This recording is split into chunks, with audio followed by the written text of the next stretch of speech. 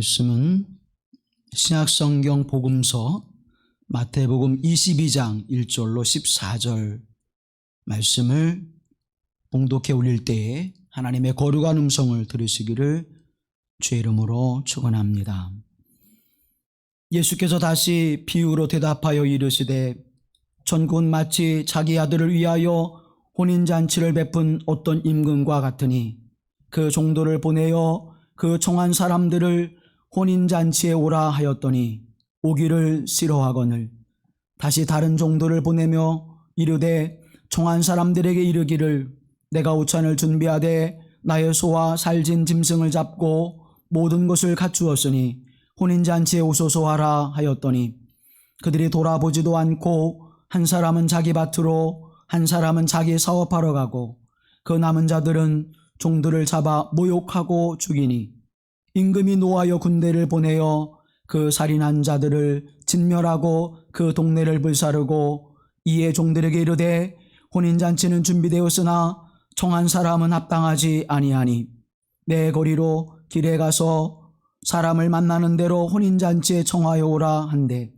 종들이 길에 나가 악한 자나 선한 자나 만나는 대로 모두 데려오니 혼인잔치에 손님들이 가득한지라 임금이 손님들 보러 들어올새 거기서 예복을 입지 않은 한 사람을 보고 이르되 친구여 어찌하여 예복을 입지 않고 여기 들어왔느냐 하니 그가 아무 말도 못하거늘 임금이 사원들에게 말하되 그 손발을 묶고 바깥 어두운 데에 내던지라 거기서 슬피 울며 이를 갈게 되리라 하니라. 청함을 받은 자는 많되 택함을 입은 자는 적으니라. 이는 하나님의 말씀입니다. 아멘 아멘 아멘.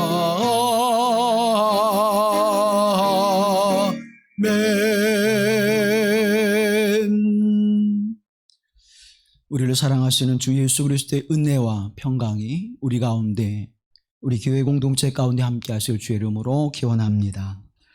1966년 10월에 회로무대라고 하는 극단에서 오태석 연출가가 연출한 독일의 문 밖에서라고 하는 극이 있습니다. 이 극은 볼프강 보르헤트라고 하는 사람이 1차 세계대전을 경험하고 나서 그 이야기들의 모습을 묵상하고 극으로 올린 것인데 그 내용의 서막 가운데 이렇게 기록되어져 있습니다. 그것은 또한 독일로 돌아오는 누구에게도 마찬가지였습니다. 조국으로 돌아오는 귀한 병사의 대열이 있었습니다. 그런데 그들은 집으로 가는 것이 아니었습니다. 이미 그들의 집은 없어졌거나 또는 그들의 집이 아니기 때문입니다. 그들의 집은 저 문 밖, 그들의 독일은 저 밖에 폐허, 비가 내리는 거리의 밤인 것입니다. 이것이 그대들의 독일인 것입니다. 라고 이제 시작이 되어지면서 극이 올라가게 되어집니다. 여러 해 동안 전쟁을 벌이고 돌아오는 패전병이 되어진 독일 병사들이 가족이 있는 곳으로 고향으로 돌아왔지만 그곳에는 가족도 또 집도 마을도 산산이 부서지고 폐허가 되어졌으며 그의 몸은 전쟁으로 인하여서 부상을 당하여 아프고 힘든 절망과 좌절 속에서 이제 전쟁의 마지막 그 모습을 보게 되어지는 병사들의 모습을 그리고 있습니다. 한 병사가 촛불이 켜져 있는 한 집안의 창문을 넘어 그 안에 따뜻한 온기를 바라보고 그 안에서 부스러기 빵 조각을 함께 나누며 단란한 모습으로 있는 가족을 바라보면서 한없는 절망감과 소외감을 경험하는 모습을 그리면서 이 극이 올라가게 되어집니다. 사랑하는 성도 여러분, 여러분은 문 밖에 서 있는 사람입니까? 아니면 문 안에 들어가 그 단란한 행복과 기쁨을 누리는 사람입니까? 오늘 본문의 말씀은 우리가 너무나도 잘 알고 있는 혼인잔치의 비유로 예수님께서 말씀해 주시는 이야기입니다. 왕이 잔치를 베풀었습니다. 임금이 잔치를 베풀어서 임금의 격에 맞는 사람들을 초대했겠죠. 왕족과 귀족과 고관 신하들을 이제 청하여 그들을 불렀지만 그들은 그 임금의 잔치에 오기를 원치 않았고 또 심지어 싫어했고 또 심지어는 보낸 종들을 문매를 때리고 죽이기까지 하는 일이 벌어지게 되어집니다. 그리고는 다시 저자거리로 나아가 내 거리에 나가서 사람들을 가리지 않고 악한 자나 선한 자나 왕족 신분에 상관없이 많은 사람들을 불러 드리게 되어지죠. 그리고 이제 임금이 그곳에 나와서 사람들에게 만나는 시간을 갖게 되어질 때에 예복을 준비하지 않고 옷을 입지 않은 한 사람을 보고 그 사람을 향해서 왜 예복을 입지 않고 왔느냐라고 묻습니다.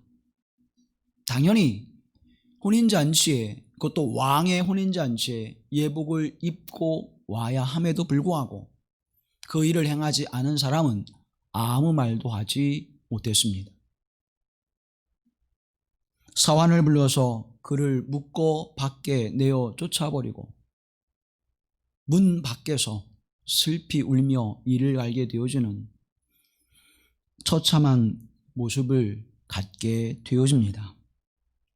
사랑하는 여러분, 왜 임금이 이렇게까지 정말 좋은 날에, 기쁨이 있는 날에 예복을 입지 않은 사람을 너무나도 혹독하게 다루고 있는 이유는 무엇일까요? 우리의 정서로 바라보게 되어지면 그래도 좋은 날인데 좋게 했으면 좋았을 것을 이라고 생각을 하게 되어집니다.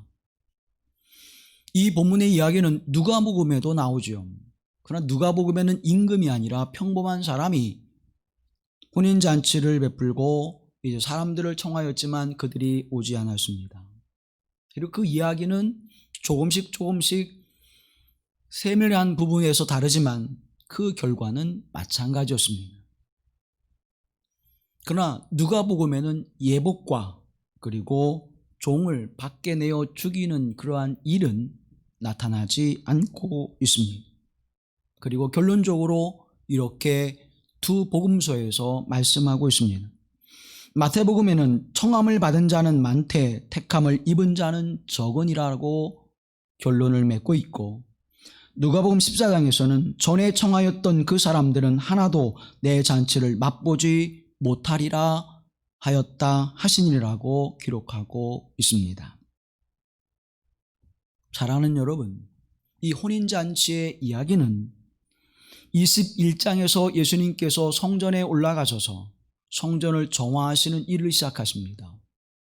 유대의 지도자들과 예수님이 아주 긴장감을 가지고 첨예한 대립을 가지고 있는 상황 속에서 포도원 농부의 비유와 그리고 두 아들의 비유의 이야기를 거쳐서 22장, 오늘 우리가 본문으로 삼고 있는 이 혼인잔치의 비유가 계속되어지고 있습니다.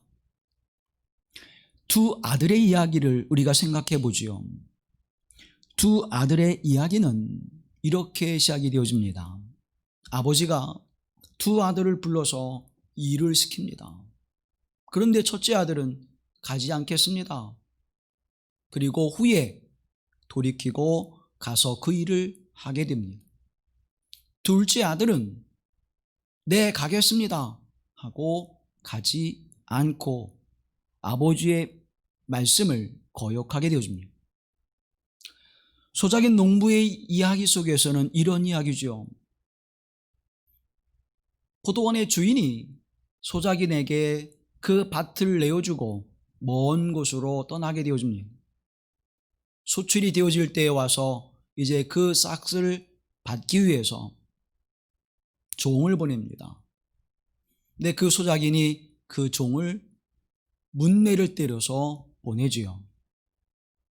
그래서 이 주인은 다시 그의 아들을 보내어서 소작농으로부터 세를 받기를 원합니다. 아들을 보내죠. 근데 이 아들을 죽이면 상속자가 없어 이 포도원이 우리의 것이 될 것이라고 생각하고 그 아들을 죽이게 되어집니다. 이 이야기, 두 아들의 이야기와 소작농 비유의 이야기와 그리고 오늘 본문의 이 세 이야기는 그 내용의 모습들은 다 다른 것을 이야기하고 있지만 그 맥을 같이 하는 것은 거절과 거역이라고 하는 것으로 맥을 관통하고 있습니다. 예수님께서는 이 땅에 오셔서 거절과 거역이라고 하는, 거부라고 하는 것을 통해서 우리의 모습이 지금 어떠한 삶의 자리 속에 있는지, 우리의 현존하는 모습이 어떠한 것인지를 말씀해 주고자 하시는 것입니다. 잔치라고 하는 것은 무엇입니까? 기쁨이 있는 것이죠. 잔치라고 하는 것은 평화와 안식이 있는 것입니다. 걱정과 근심이 사라져버리고 그 안에서 행복한 즐거움, 그 기쁨을 이야기하는 것입니다. 기쁨에 함께하지 못하여서 책망받은 이야기가 있습니다. 돌아온 탕자의 이야기 속에서 둘째 아들이 돌아오실 때 잔치를 벌이며 기쁨을 함께할 때에 그 잔치에 함께하지 못한 한 사람이 있었는데 그건 첫째 아들이었습니다. 그 기쁨에 함께 참여하지 못했고 그 기쁨을 함께 나누지 못했고 그 기쁨이 무엇인지를 알지 못했던 첫째 아들은 아버지로부터 책망을 받게 되어집니다. 사랑하는 여러분, 이 이야기는 유대 지도자들이나 바리새인들이나 서기관들에게만 국한되어 주는 이야기일까요? 그들이 왜 거절하고 거부했을까요? 그것은 그들이 잔치의 기쁨을 깨닫지 못했기 때문이라고 하는 사실입니다. 만약 잔치의 기쁨이, 그리고 그것에 참여하는 기쁨이 무엇인가를 알았더라면 그들은 분명히 잔치에 참여했을 것입니다. 자기의 일을 위하여 나갔고 자기의 사업을 위해 나갔고 심지어 종들을 때려 죽이는 일을 벌이는 까닭은 그 잔치가 어떠한 것이며 그 잔치의 기쁨이 무엇인지를 알지 못했기에 그와 같은 일을 벌이고 있는 것입니다. 우리도 그 잔치의 기쁨과 행복이 무엇인지를 알지 못한다면 우리는 그것 함께하지 못할 것입니다. 성경은 여러 곳에서 잔치의 이야기를 벌이고 있습니다. 심지어 예수님은 잔치에만 찾아다니는 그러한 사람이라고 조롱과 멸시를 받은 적도 있습니다. 왜 예수님께서 잔치를 찾아다니시면서 그의 삶의 모습을 제자들과 사람들에게 드러내셨을까요? 성경에서 말씀하고 있는 잔치는 하나님 나라의 그 모습을 우리에게 그려주고 있다고 하는 사실입니다. 혼인잔치는 하나님의 나라요, 하나님 나라의 기쁨과 잔치를 우리에게 말씀해 주고 있는 것이고, 혼인잔치의 그 모습 그 자체는 곧 하나님의 나라 그 자체임을, 안식과 평화와 기쁨과 영원한 즐거움이 있는 것을 우리에게 상징적으로 증언해 주고 있습니다. 그렇다면 우리가 그 잔치에 참여하는 것은 마땅한 것이며 그 잔치에 참여하는 것은 당연한 일임에도 불구하고 하나님의 나라의 그 기쁨과 소망이 우리에게 없기에 우리는 그 잔치에 참여하지 않는 자가 되기도 하고 우리는 그 청을 거부하는 자가 되기도 한다고 하는 사실입니다. 우리의 신앙의 열심과 열정을 통하여 우리가 예배를 열광적으로 드렸을 때 우리는 그 열광적 예배의 기쁨을 갖게 되어집니다. 교회가 성장하게 되어지고 교회가 안정되어지는 삶의 모습을 바라보면서 우리는 기쁨을 누리게 되어집니다. 그런데 가만히 그것을 들여다보면 결국 자기 만족의 신앙, 자기 만족의 삶을 살아가는 모습을 보게 되어주죠. 무엇을 위한 교회 성장이어야 합니까? 무엇을 위한 예배이어야 합니까? 오늘 우리는 열광적인 예배를 드린다고 해서 믿음이 깊고 신앙심이 깊은 사람이라고 생각한다면 무엇인가 우리는 한 번 더 생각을 해 보아야 할 것입니다. 예배를 드렸더니 마음이 평안해지고 영혼에 기쁨이 있어.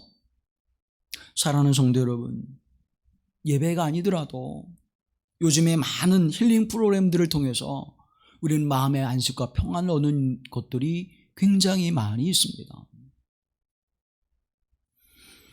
이 천국 잔치와 세상에 주어지는 그 모습과 다른 것은 무엇입니까? 세상에 주어지는 그 것들은 교양이나 취미에 불과할 수 있습니다. 그러나 하나님께서 우리에게 베푸시는 이 잔치는 영원한 것이라고 하는 사실을 우리가 잊지 않아야 할 것입니다. 잠깐 우리에게 주어지는 기쁨, 잠깐 우리를 평안케 해주는 취미 정도의 종교적 생활이 아니라 내 영혼을 구원하시는 영원한 삶을 우리에게 주시는 하나님의 거룩한 섭리와 역사와 주권이 그 안에 있음을 우리는 기억해야 될 것입니다. 자, 이들이 거역했던, 사양했던, 심지어 종을 때려 죽이기까지 거부했었던 이유가 무엇입니까? 첫째는 밭을 샀으니 내가 가봐야 되겠다는 거예요. 내 일이 잔치보다 앞서야 된다는 것입니다. 다시 말하면 하나님의 나라보다 내 삶이 앞서야 된다는 것이에요. 두 번째는 소 5개를 샀으니 그것을 시험하러 가서 내가 그것을 잔치에 참여하지 못하겠다는 것입니다. 내 일은 해도 하나님의 나라 일은 내가 하지 않겠다는 것이죠. 내 일은 해도 하나님의 사역은 위해서 내가 시간을 쓸 수 없다는 것입니다. 나의 기쁨, 내 사업, 내 삶을 위해서는 내가 아낌없이 나의 모든 것들을 쏟아붓지만 하나님의 사업, 하나님의 나라의 일에 대해서는 관여치 않겠다고 하는 이야기이죠. 그래서 이들은 그것을 거역하고 거절하며 거부하게 되어집니다. 오히려 그들은 그 초청을 받아들이지 않았고 그 말을 들은 척도 하지 않았으며 그 까닭은 다름이 아닌 하나님의 주권과 예수 그리스도의 메시아적 왕권을 인정하지 않는 일이었습니다. 임금이 그들을 청하였다고 하는 것은 굉장히 영광스러운 일이고 기쁜 일이었을 것입니다. 그럼에도 불구하고 그들이 거절하고 듣지 아니하고 심지어 종들을 해하게 되어지는 그 사건은 임금의 주권과 그리고 그 잔치의 기쁨이 무엇인가를 깨닫지 못하는 자들의 행위였습니다. 그 결과는 이렇게 기록하고 있습니다. 임금은 노예에서 자기 군대를 보내어 그 살인자들을 죽이고 그들의 도시를, 그들의 동네를 불살라 버렸다는 것입니다. 사랑하는 성도 여러분, 오늘 저와 여러분은 예수 그리스도의 은총 안에 초대받은 사람들입니다. 그러나 우리의 마음속에 거절과 거부의 마음이 있지 않을까요? 오늘의 시대 속에서 우리는 다시 한번 이 모습을 성찰해 보고자 하는 것입니다. 밭에도 나가야 되고 소도 돌봐야 되고 또 내 사업과 결혼도 해야 합니다. 물론 해야 하지요. 그러나 우리 일상의 삶 속에서 놓쳐버리고 있는 것은 무엇입니까? 소중한 것, 가장 가치 있는 것, 가장 중요한 것을 자기 만족의 삶을 위하여 놓치고 있다는 사실입니다. 이 땅 그 어디에도 우리를 삶을 만족해 하며 우리의 영혼을 만족해 하는 일은 없다고 하는 사실을 우리가 잊고 살아가고 있다는 사실을 다시 한번 말씀해 주고 있는 것입니다. 2, 3년 전부터 욜로라고 하는 단어가 우리에게 이제 들려지게 되었습니다. 미국의 락밴드인 스트록스라고 하는 그룹이 부르는 그 노래 가사 가운데 나오는 하나죠. 당신은 오직 한 번의 인생을 살아가는 거야. 그러니까 그렇게 힘들게 살지 말고 하고 싶은 거 다 하고 마음껏 살아가. 자기 만족의 삶을 살아야지. 이게 욜로의 핵심이죠. 자기 만족. 자기 만족을 위해서는 다니던 회사도 그만두고 사표를 쓰고 퇴직금을 받아서 세계 여행을 떠나는 것입니다. 자기 만족을 위해서는 결혼하지 않고 자기를 위해 살아가는 인생을 최대한 즐기겠다고 하는 뜻을 가지고 있기도 합니다. 지금은 쪼들리고 어렵지만 나의 행복을 위해서는 빚을 내어서라도 비싼 자동차를 구입하고 살아가는 것, 그것이 욜로의 핵심이고 가치이지요. 어떻게 보면 낭만적으로 보일 수 있습니다. 어떻게 보면 참 주체적인 모습으로 보일 수 있습니다. 그러나 그것이 그들에게 영원한 기쁨과 행복이 되어질까라고 하는 사실을 우리는 떠올려 볼 수 있어야 한다고 하는 사실입니다. 우리는 또 소확행이라고 하는 단어를 듣게 되어지죠. 무라카미 하루키라고 하는 사람의 수필 속에서 나오는 이야기입니다. 소소한 것에서 행복을 찾는 그러한 삶의 모습을 이야기하죠. 작은 것의 행복을 위해서, 그것은 나만의 행복을 위해서. 사랑하는 여러분, 나만의 행복이 과연 얼마나 많을까요? 우리는 관계 속에 살아갑니다. 관계하지 않고는 우리가 행복해질 수 없는 것이 인간의 모습이지요. 그러한 삶의 모습 속에서 우리는 하나님을 믿는 것은 교양도 아니고 취미도 아닙니다. 나의 소소한 행복을 위해서 믿는 것도 아니고 나의 낭만적인 삶을 위해서 단 한 번의 인생을 살아가는 인생 속에서 나의 기쁨을 위하여 선택하는 신앙도 아니라고 하는 사실을 우리는 기억해야 할 것입니다. 아니, 정말 단 한 번의 인생을 살아가는 인생이라면 이 인생을 통하여 영원한 것을 얻을 것인지, 이 인생으로 끝나 처절한 절망감과 죽음 속에 이를 것인지를 우리가 선택하는 기로에 있다고 한다면 지금 우리는 무엇에 열심을 내어야 할지를 더욱 분명하게 한다고 하는 사실입니다.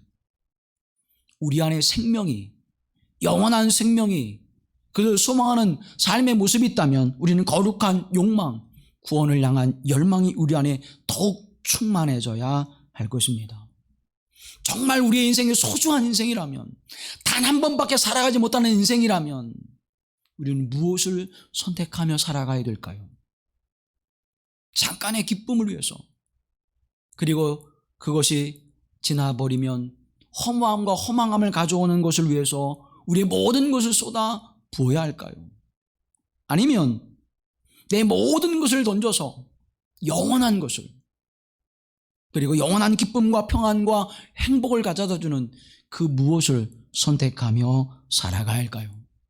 내 인생이 소중하다면, 내 인생의 행복을 원한다면, 사랑하는 여러분, 우리는 영원한 생명과 영원한 기쁨이 되어지는 하나님의 나라를 선택해야 될 줄로 믿습니다. 그 거룩함을 선택한 이들이 바로 저와 여러분이지만, 그러나 그 거룩한 것을 선택했다고 해서 우리가 다 얻을 수 있는 것은 아니라고 하는 사실을 오늘 본문의 말씀을 통하여 증언해주고 있는 것입니다. 자, 이제 처음 초청한 자들을 오지 않아서 그들을 다시 종들을 보내어서 이제 다른 사람들을 초대합니다. 이미 모든 잔치가 준비되었으니 너희는 나가서 내 거리에 나가 사람들을 물은 막론하고 다 그들을 불러 모아라. 그래서 이제 사람들을 잔치에 초대했습니다. 잔치는 성대하게 벌어졌습니다. 많은 사람들이 함께 참여했습니다. 악한 자나 선한 자나 다 거기에 참여했다고 하는 사실을 보게 되어집니다. 그런데 여기에 조건이 있었습니다. 그 왕의 잔치에 참여하는 조건은 예복이라고 하는 것이었습니다. 친구여, 어찌하여 예복을 입지 아니하였느냐라고 왕이 물을 때에 그는 아무 말로 대답하지 못했다고 기록하고 있습니다. 마땅히 해야 할 것을 하지 않았다고 하는 것을 우리에게 암시해주고 있는 것입니다. 그리고는 성경은 우리에게 이렇게 결론적인 말씀을 주고 있습니다. 청함을 받은 자는 많되 택함을 입은 자는 적으니라. 부르심을 받은 자는 많지만 뽑힌 사람은 적다라는 것입니다. 도대체 예복이라고 하는 것이 무엇이기에 이렇게 중요한 것이라고 성경은 우리에게 말씀해 주고 있을까요? 예복 때문에 택함을 받기도 하고 밖에 내어 던져져 슬피 울며 이를 가는 일을 경험하기도 하는 것일까요? 예복을 입는다고 하는 것은 우리에게 무엇을 이야기하는 것입니까? 자, 우리가 누구의 잔치자리에 갈 때 또 장례식에 가게 되어질 때 우리는 허름한 옷을 입고 일상의 옷을 입고 가지 않습니다. 예의를 차리게 되어주죠. 그래서 정결한 옷을 입고 그것에 참여하게 되어집니다. 영적으로 바라보게 되어지면 이 거룩한 예복을 입는다고 하는 것은 바로 우리가 새롭게 되어진다고 하는 것을 말씀하고 있는 것입니다. 성경에 바라보면 너희는 거듭난 자라고 말씀하고 있고 옛사람을 벗어버리라, 옛 옷을 벗어버리라고 말씀하고 있습니다. 예수님께서 너희는 새롭게 되어진 존재라고 우리에게 말씀해주고 있죠.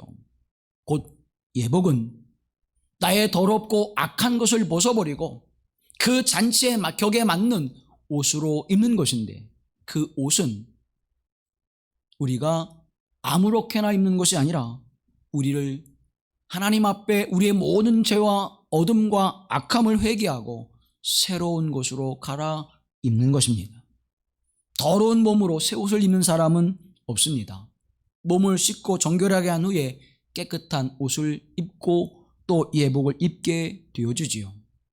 곧 영적으로 바라보면 하나님 앞에 우리의 회개를 우리에게 요청하고 계시다고 하는 사실을 말씀하고 있는 것입니다. 1세기 유명한 랍빈 엘리에첼이라고 하는 사람은 죽기 전에 하루 동안 회개하라고 권면하고 있습니다. 우리의 일상을 멈추고 우리의 삶 속에서 회개의 삶의 모습을 살아가라고 이야기하고 있는 것입니다. 왜 회개해야 될까요? 그것은 예복이 없다고 하는 것은 우리 마음속에 다른 것으로 가득 채워져 있다는 것을 말하고 있는 것입니다.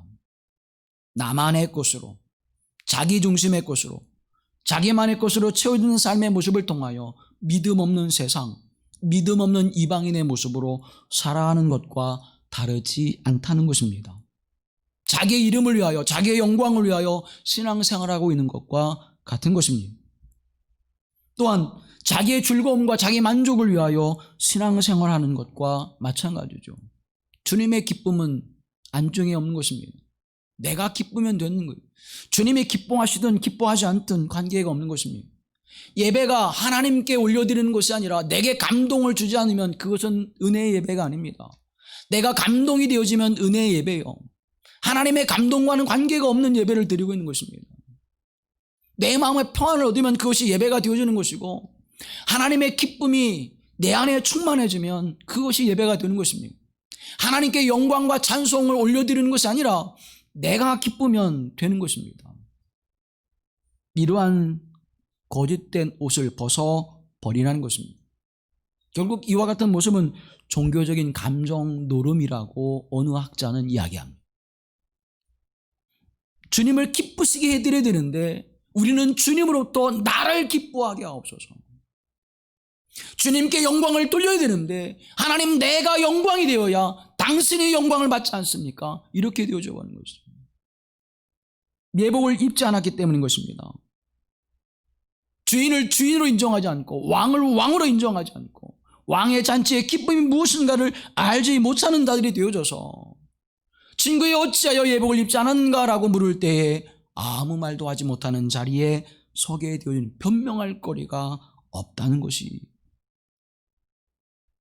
사랑하는 여러분, 그 손발을 묶어 바깥 어두운 데 내던지라. 자기 만족과 자기 삶의 모습을 위해 살아가는 자들의 결론은 이러한 것이라고 성경은 우리에게 분명하게 증언해주고 있다고 하는 사실입니다. 사랑하는 성도 여러분, 지금은 우리가 우리의 모습을 돌아보면서 우리가 예복을 입어야 할 때입니다. 이 시대와 역사를 통하여 하나님은 우리에게 무엇을 주기를 원하십니까? 우리가 예복을 준비하는 자가 되어지고 그 예복을 입고 기쁨의 잔치에, 영원한 생명의 잔치에 참여하기를 원하신다고 하는 사실을 기억하십시오. 우리는 그렇게 생각합니다. 나는 유대인의 지도자가, 나는 바리새인이, 나는 서기관이 아니야. 그런데 여러분, 처음에 초청했던 사람들은 아무도 오지 않았습니다. 내 거리에 나가서 아무나 부를 때 그 사람들이 다 들어왔지요. 그럼 저와 여러분은 어떤 사람들입니까? 자격이 없는 자예요. 아예 처음부터 초청장이 없는 사람들이에요. 그럼에도 불구하고 우리는 두 번째 종이 부를 때에 그 잔치에 참여한 자가 되는 것입니다. 우리는 자격이 없는 자예요. 하나님의 나라의 기쁨과 영원한 생명과 참된 평안을 누릴 수 있는 자격이 없는 자들인데, 그래서 예수의 은혜로 말미암아, 하나님의 사랑과 자비하심의 은총으로 말미암아 잔치에 참여하는 자가 되었다는 것입니다. 우리는 잊고 살아가요. 우리는 잊고 살아가요. 야, 나는 잔치에 초대받은 사람이야. 그 예복을 준비하잖아요. 사랑하는 성도 여러분, 우리는 자격이 없는 사람들입니다. 그런데 우리는 뭐예요? 그 잔치에 참여하게 될 수 있었다는 것입니다. 그러면 적어도 무엇을 준비해야 됩니까? 예복은 입어야지요. 그렇지 않아요?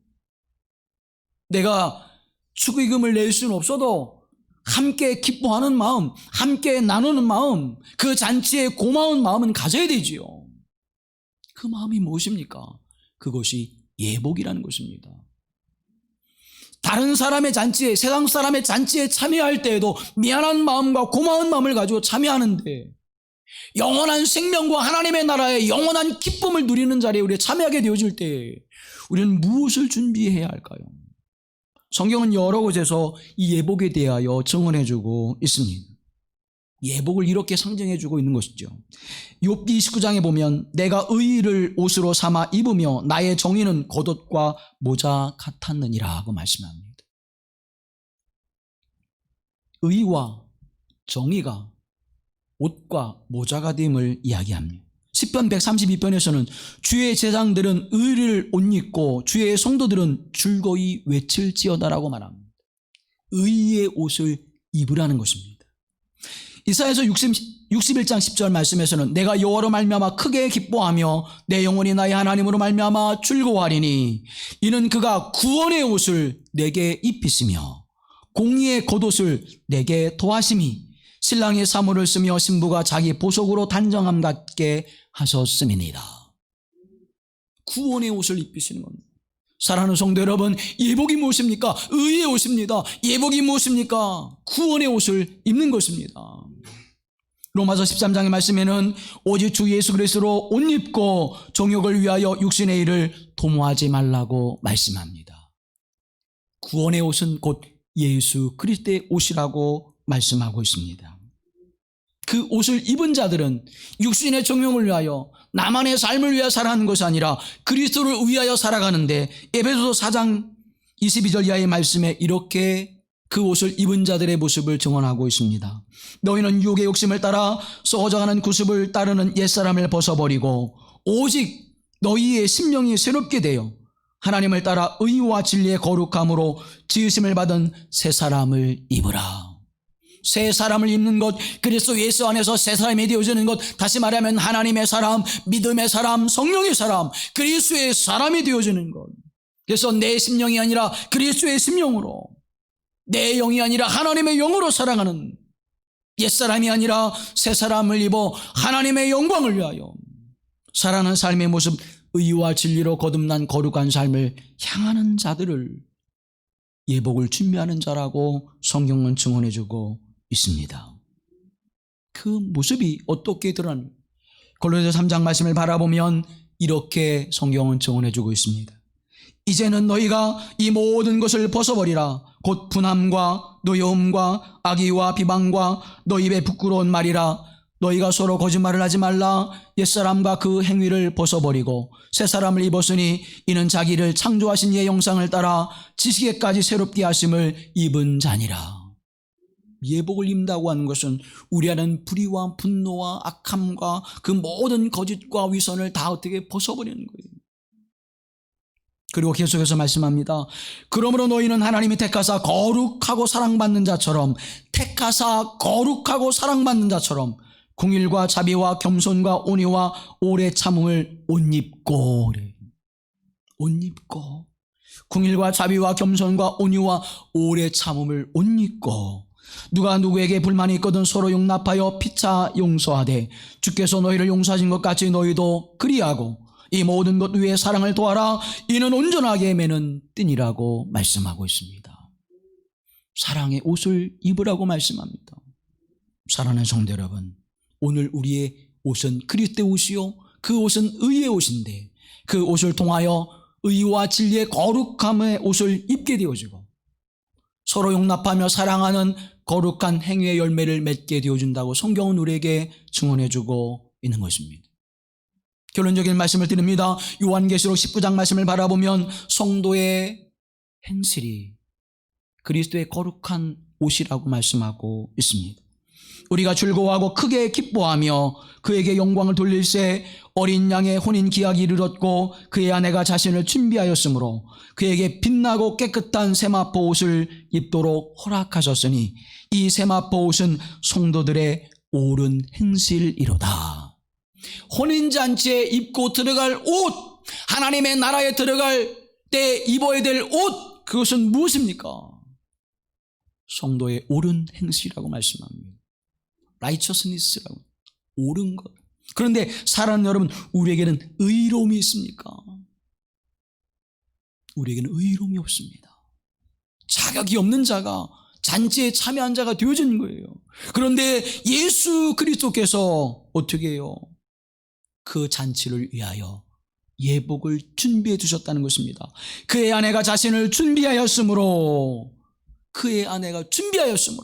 그에게 빛나고 깨끗한 세마포 옷을 입도록 허락하셨다는 거예요. 그리스도 예수의 옷을 우리에게 입혀 주셨는 것입니다. 사랑하는 성도 여러분, 그리스도의 은혜가 아니면 그래서 우리는 살아갈 수가 없는 것입니다. 그래서 예수의 은총이 아니면 우리는 살아갈 수가 없는 것입니다. 하나님의 의의 옷이 아니면 하나님의 나라의 잔치에 참여할 수가 없는 것입니다. 부끄럽고 수치스러운 세상의 옷을 던져버리고 예수 그리스도의 옷을 입으시기를 주님의 이름으로 축원합니다. 그것을 갈망하는 자가 되어야 됩니다. 그것을 소망하는 자가 되어지는 것입니다. 그 하나님의 은혜로 말미암아 의와 진리로 거룩한 새 사람 입는 것을 소망하는 자가 되는 것입니다. 하나님의 성령의 인도하심을 통하여 긍휼과 자비와 겸손과 온유와 오래 참음의 삶의 모습을 살아가도록 우리는 힘써야 하는 것입니다. 용서하는 일에 힘써야 되는 것입니다. 사랑을 나누는 일에 힘써야 되는 것입니다. 그래야 바깥에 어두운 데 내어 던져져 슬피 울며 이를 갈게 되는 일을 행하지 않게 되어질 것이라고 성경은 우리에게 말씀하고 있는 것입니다. 부르심을 받은 자들은 많습니다. 그러나 택함을 받은 자들은, 뽑힘을 받은 사람은 적다고 성경에 말씀하고 있습니다. 여러분은 부르심을 받은 사람입니까? 여러분은 뽑힘을 받은 사람입니까? 뽑힘을 받은 사람은 거룩한 삶을 향하여 어떠한 곳에도 흔들리지 않고 그곳을 향해 달려가는 사람임을 성경은 우리에게 증언하고 있습니다. 아니, 예수 그리스도께서 우리에게 이와 같은 삶이 있어야 너에게 구원의 기쁨과 하나님의 나라의 잔치의 기쁨에 참여하는 자가 될 것이라고 우리에게 증언해주고 있는 것입니다. 존 웨슬리는 구원의 단계를 세 가지로 이야기합니다. 믿음의 단계, 회개의 단계, 성화의 단계로 이야기합니다. 이렇게 이야기하죠. 나는 거듭거듭 아주 쉽게 우리가 주장하는 교리들이 무엇인가를 외쳤습니다. 이 주요 교리는 회개, 믿음, 성화의 교리입니다. 회개가 마치 종교의 현관과 같다면 믿음은 문과 같고 성화는 종교 자체입니다. 여기서 종교 자체라는 것은 곧 마음과 정성과 뜻을 다하여 하나님을 사랑하고 우리의 이웃을 우리의 몸과 같이 사랑하는 것입니다라고 그는 우리에게 말씀하고 있습니다. 회개의 옷을 입어야 된다는 거예요. 회개하라, 하나님의 나라가 가까이 왔느니라. 예수님의 첫 일성입니다. 예수님의 첫 번째 메시지예요. 회개하라, 천국이 가까운. 회개하지 않으면 하나님의 나라가 우리의 것이 아니라는 것입니다.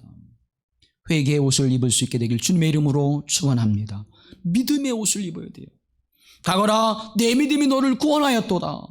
마태복음 7장 21절 말씀에는 나더러 주님 주님 하는 사람이라고 해서 다 하늘나라에 들어가는 것이 아니다. 하늘에 계신 내 아버지의 뜻을 행하는 사람이라야 들어간다고 말씀하고 있는 것입니다. 믿음의 행위를 말씀하는 거예요.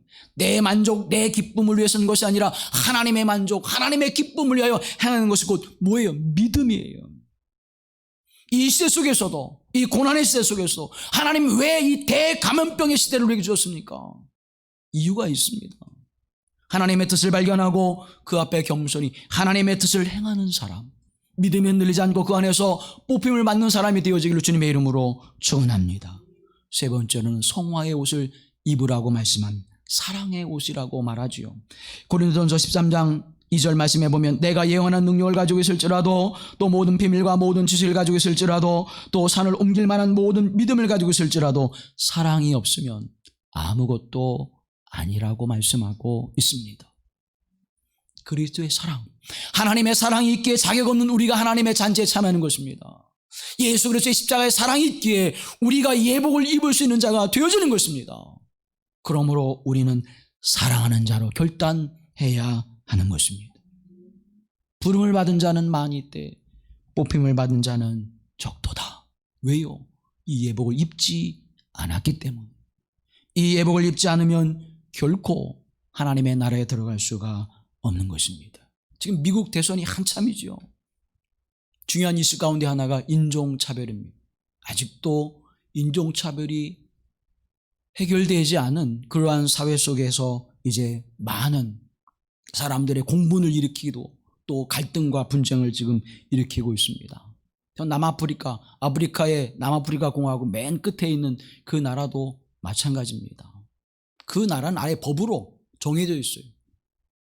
흑인과 백인을 차별하는 것으로 아예 법조항에 되어 있습니다.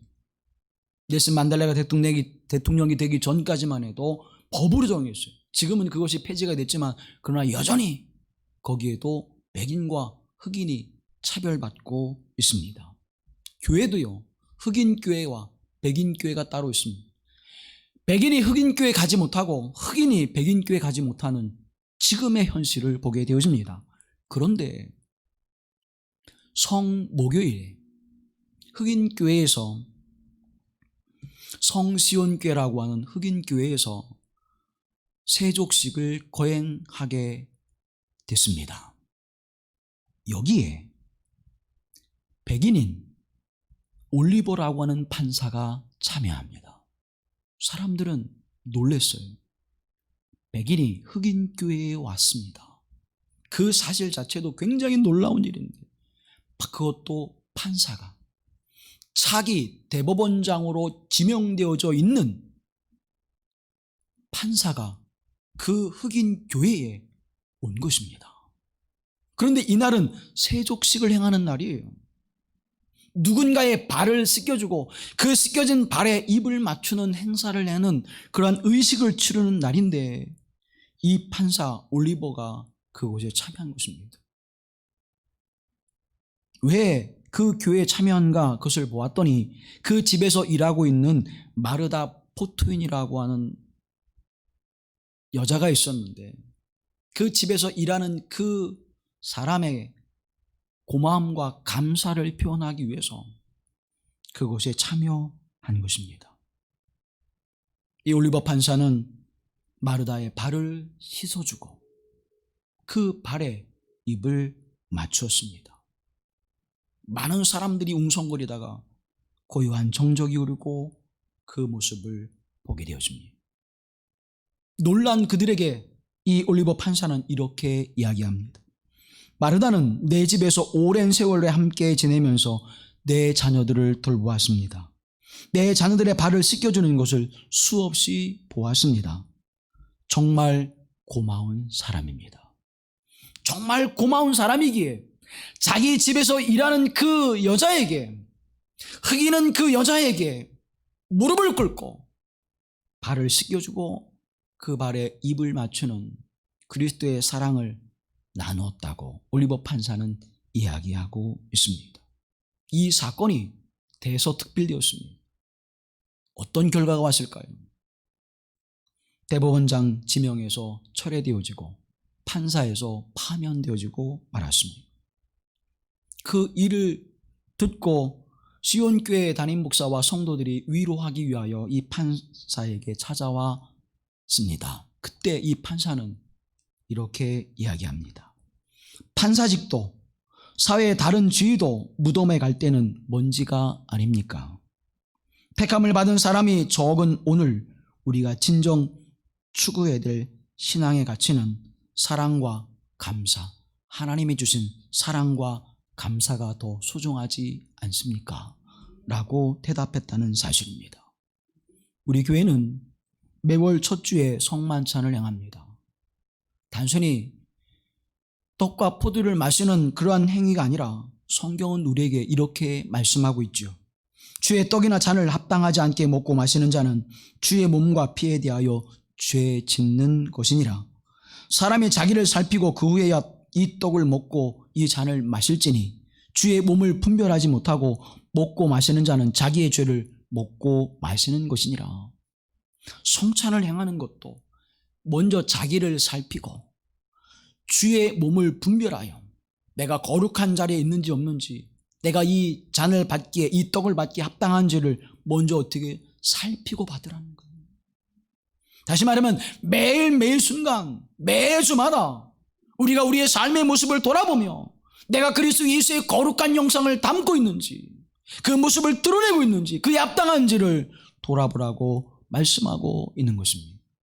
사랑하는 성도 여러분, 우리는 진지하게 오늘 이 시간 우리에게 물음을 던져야 할 것입니다.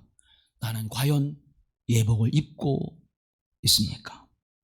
나는 지금 하나님께서 원하시는 은혜의 옷, 구원의 옷, 그리스도의 옷을 입고 그 아름다운 삶을, 그 옷을 입은 자로서의 합당한 삶을 살아가고 있습니까? 나는 허리에 공의와 성실의 띠를 띠고 있습니까? 아직도 나는 나의 정욕을 위하여 육신의 일을 도모하며 살아가고 있지는 않습니까? 세례를 받았지만 그리스도와 연합된 삶을 살아가고 있지 못한지를 우리는 다시 한번 우리에게 스스로 물어볼 수 있어야 합니다. 예복을 입은 사람은 거룩한 행실을 가지고 살아갑니다. 예복을 입은 사람은 잔치의 기쁨과 그것이 무엇인지를 아는 사람입니다. 이 영원한 기쁨, 이 영원한 생명의 기쁨을 예복을 입은 자로서 그리스도 예수와 하나님과 성령의 은총 안에서 함께 누리는 삶이 되어지기를 주님의 이름으로 축원합니다. 예배가 그래서 잔치가 되어지는 것입니다. 그래서 예배는 기쁨의 잔치예요. 누구를 위한? 하나님을 위한. 하나님의 은총 안에서 함께 누려지는 기쁨의 예배, 하나님과 함께 드려지는 기쁨의 예배가 되도록 우리가 힘쓰며 그 은혜를 누리는 살아가는 여러분이 되어지기를 주님의 이름으로 축원합니다. 거룩하신 하나님, 오늘 주님의 음성을 듣기를 원합니다. 내가 예복을 입고 있느냐? 주님의 음성을 들을 때에 주여 내가 그리스도의 예수의 거룩한 옷을, 세마포의 흰 옷을 입고 주님의 잔치에 참여하였음을 감사하며 찬양하나이다. 주님 앞에 겸손히 진실한 모습으로 의와 진리의 거룩함으로 새 사람을 입은 자로 하나님 앞에 살아가는 복된 은혜를 허락하여 주시사 하나님의 나라의 잔치에 참여하는 기쁨이 영원한 기쁨이 되게 하시고 영원한 소망이 되게 하시고 영원한 평안함이 되게 하옵소서. 오늘 예배에 참여한 모든 이들이 하나님의 나라의 잔치에 참여하는 기쁨이 있게 하시고 이 기쁨으로 하나님을 찬송케 하옵소서.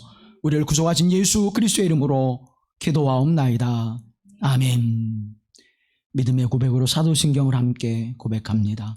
전능하사 천지를 만드신 하나님 아버지를 내가 믿사오며 그 외아들 우리 주 예수 그리스도를 믿사오니 이는 성령으로 잉태하사 동정녀 마리아에게 나시고 본디오 빌라도에게 고난을 받으사 십자가에 못 박혀 죽으시고 장사한 지 사흘 만에 죽은 자 가운데서 다시 살아나시며 하늘에 오르사 전능하신 하나님 우편에 앉아 계시다가 저리로서 산자와 죽은 자를 심판하러 오시리라. 성령을 믿사오며 거룩한 공회와 성도가 서로 교통하는 것과 죄를 사하여 주시는 것과 몸이 다시 사는 것과 영원히 사는 것을 믿사옵나이다. 아멘.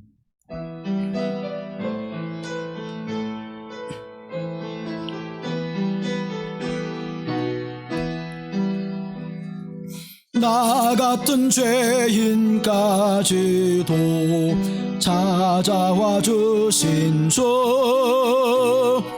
간곡한 음성 못 잊어 마음은 엽니다. 피 흘려주신 그 사랑 감당치 못하여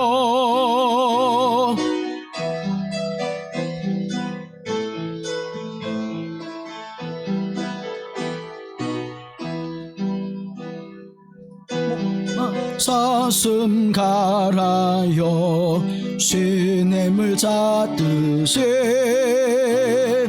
메마른 영혼 말씀을 갈급해합니다. 진리의 성령 오셔서 인도해 주시고 샘같이 솟는 그 말씀 넘치게 주소서. 질그릇 같은 이 몸도 깨끗게 하시고 죽으나 사나 주 위에 일하게 하소서. 영광의 주님 오실 때 부끄럼 많으나 흰 예복 입고 주님을 배웁게 하소. 질그릇 같은 인생도 질그릇 같은 이 몸도 깨끗게 하시고 죽으나 사나 주 위에 일하게 하소서. 영광의 주님 오실 때 부끄럼 많으나 흰 예복 입고 주님을 배웁게 하소서.